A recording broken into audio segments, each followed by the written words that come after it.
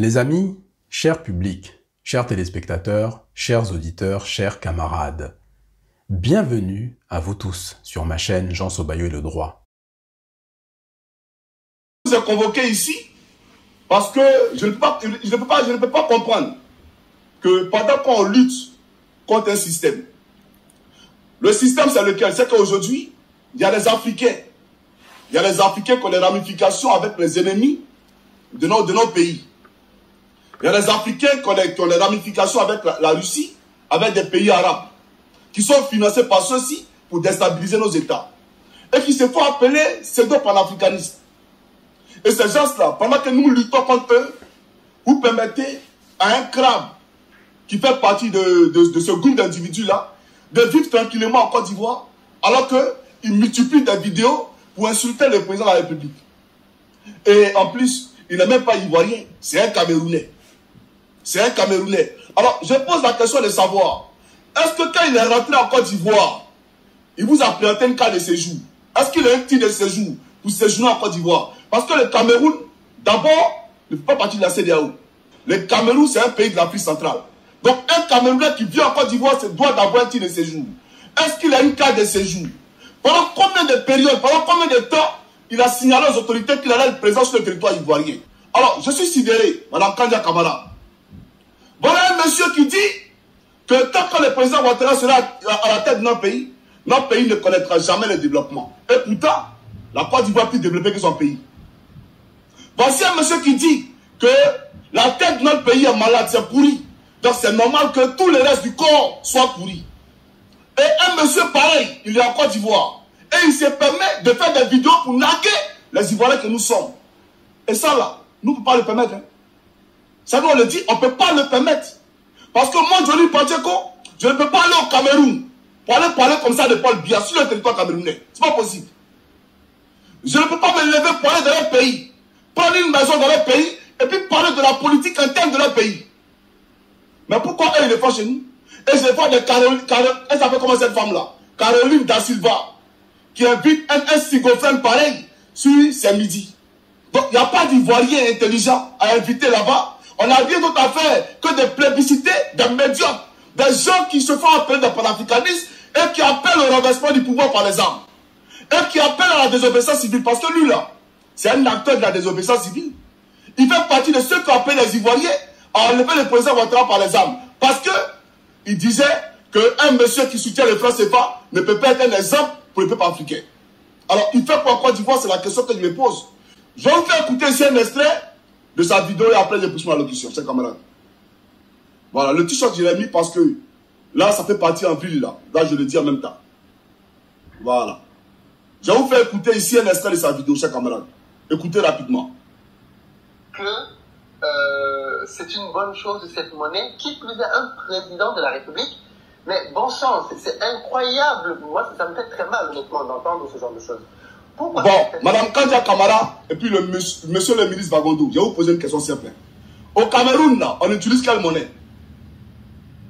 Au Cameroun, on utilise quelle monnaie? C'est même franc CFA là. Alors, lui qui est Camerounais, lui, il ne sait pas que Paul Biya utilise le franc CFA. Et il n'est pas capable d'aller freiner ça au Cameroun. Et c'est le président Ouattara qui veut faire la morale. Mais arrêtons.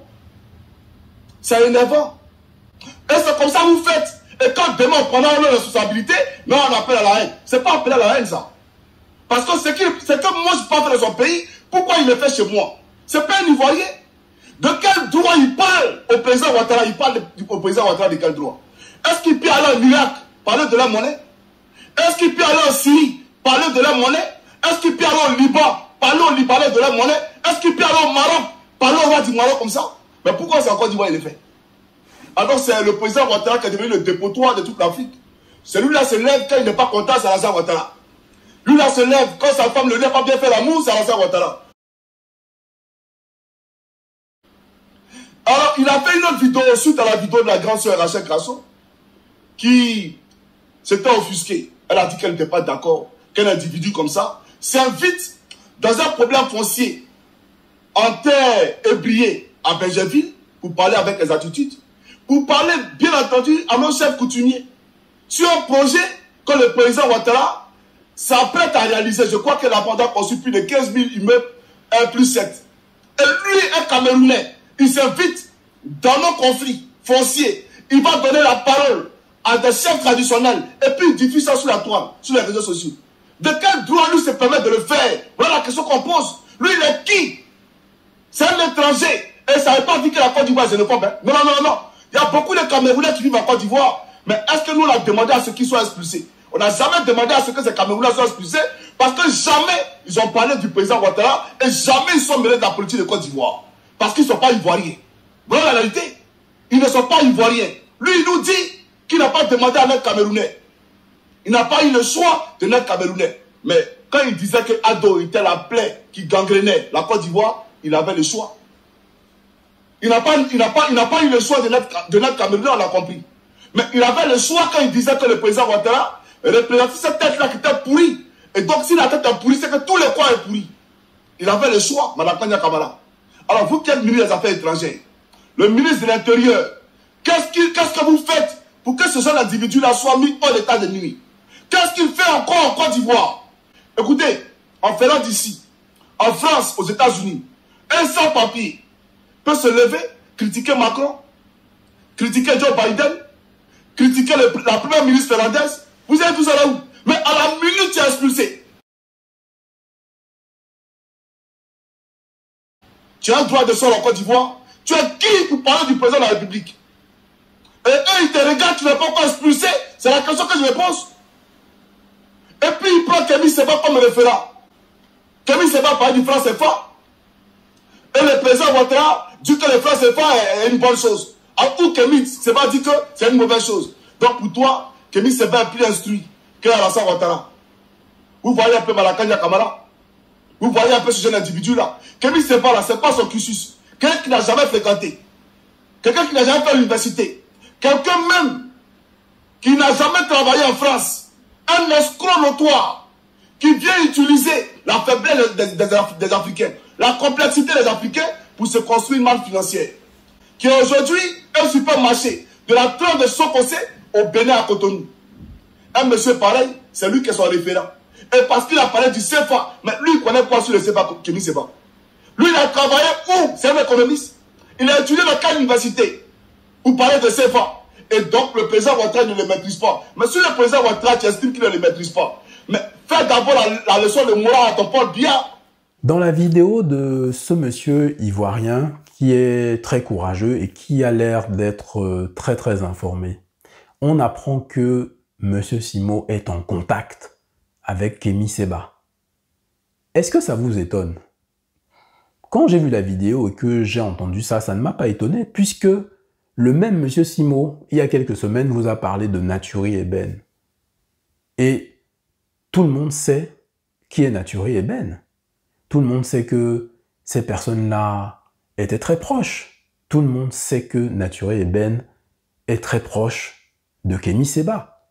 Donc, pour moi, l'équation, elle est très simple. On apprend que ce monsieur Simo a des grands contacts avec Kémy Séba. On apprend que la relation là, elle n'est pas claire. On apprend aussi que il a parlé à Naturi Eben, puisqu'il y a 2-3 semaines dans la vidéo qui me concernait directement, il cite Naturi Eben.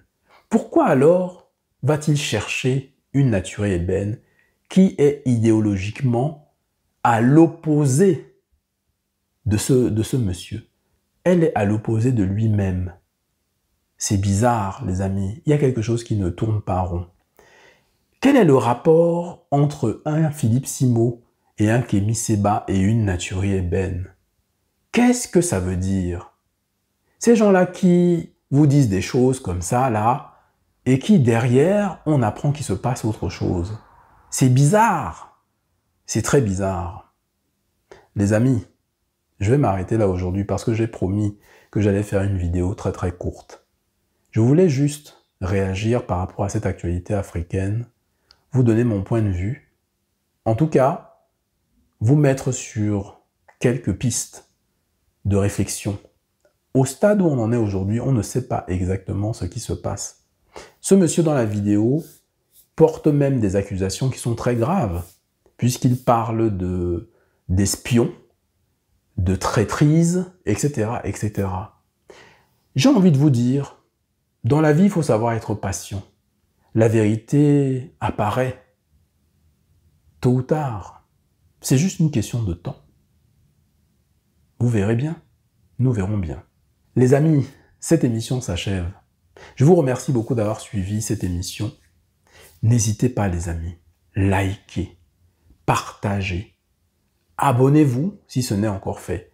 Donnez-moi la force de continuer mon travail. Donnez-moi la force de vous informer sur tout ce qui se passe. Donnez-moi la force pour vous dire clairement ce qui se passe. Vous me connaissez. Je n'ai aucun intérêt dans des choses comme ça. C'est marrant, hein? En parlant de ça, rappelez-vous l'ami de Naturi Eben, un certain Fétiche de Guerre.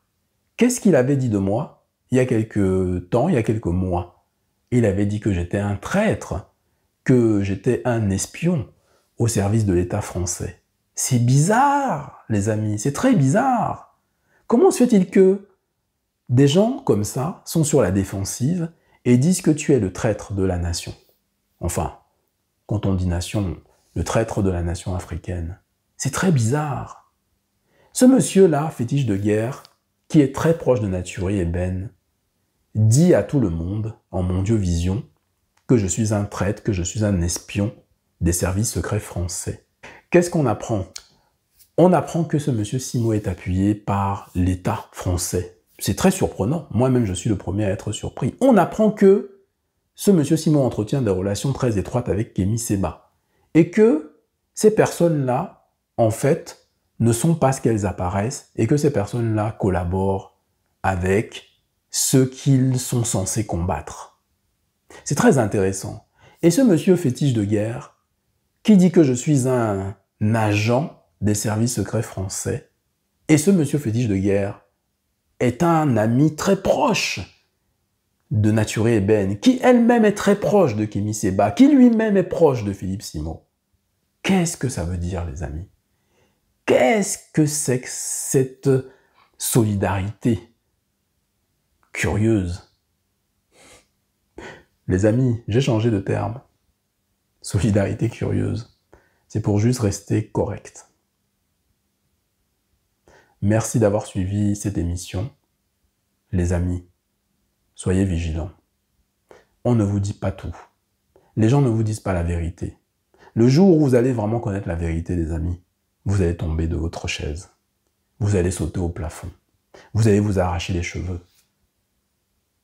Vous allez avoir froid. Parce que ce que je vois, ce que je sais, parce que j'ai quelques informations comme tout le monde, on ne peut pas être certain de certaines informations, mais on a quand même quelques pistes qui nous amènent toujours au même endroit. C'est triste. Voilà l'une des raisons pour lesquelles l'Afrique n'évolue pas. C'est parce que, les amis, à chaque fois que certaines personnes se retrouvent comme ça, tout en haut, posez-vous la question de certains parcours. Un parcours est un parcours logique. Une ascension est une ascension qui est logique. On ne peut pas comme ça du jour au lendemain se retrouver en haut, sans qu'il y ait suspicion. C'est tout à fait normal. Et moi, j'ai bien écouté ce monsieur qui a l'air très renseigné, de Côte d'Ivoire. Allez donc voir sa vidéo et faites-vous une idée par vous-même. Je ne suis pas là pour dire que c'est vrai ou que ce n'est pas vrai. Je ne sais pas. Mais, comme beaucoup de personnes dans l'afrosphère, je me pose énormément de questions. Et je pense que vous aussi, en voyant ma vidéo, en allant regarder la vidéo de ce monsieur ivoirien, je suis sûr que vous allez également vous poser des bonnes questions. En tous les cas, quelle est donc la valeur des conseils de monsieur Simo lorsqu'on voit les tonnes de problèmes qu'il soulève là où il va? Comment des personnes comme ça peuvent vous conseiller? Comment des personnes comme ça peuvent vous vendre très cher des conseils qui, à l'arrivée, peuvent s'avérer, on va dire, très discutables? Les amis, que nos ancêtres veillent sur vous. Là, pour de vrai, il faut vraiment que nos ancêtres veillent sur vous. Il faut vraiment que nos ancêtres veillent sur nous. Je vous dis à très bientôt pour un live d'anthologie. À bientôt. Laisse-nous tranquille. C'est à vous d'apprécier.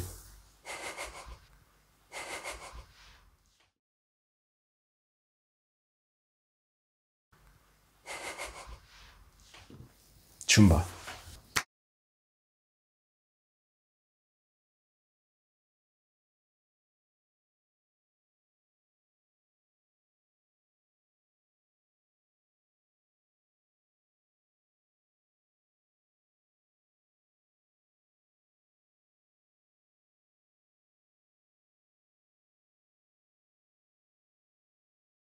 En fait, on a envie de vous montrer un petit peu voilà, les coulisses de l'association. On a envie que les gens se rencontrent. On a envie qu'il y ait de l'effervescence et que l'amitié se développe. Vous voyez? Donc, et bien sûr, n'oubliez pas de liker, de partager, de vous abonner si ce n'est pas encore fait.